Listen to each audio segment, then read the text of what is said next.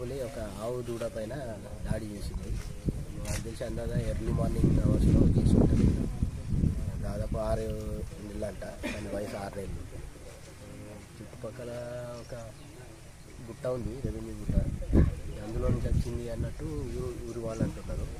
Okay, ప్రస్తుతానికి veterinary doctor వాళ్ళు post mortem చేసి దాని అంచనాలు చేస్తారు. ప్రజలకు చెప్పేది ఏంటంటే, రాత్రిపూట ఒక్కళ్ళు బయటకు వెళ్ళారు, ఒక్కళ్ళు ఇట్లా తిరగదు. ప్లస్ వీటి లేదని ఉండాలని కొద్దిగా ఇంటి దగ్గరనే సంరక్షించుకోవాలి కొన్ని రోజుల వరకు.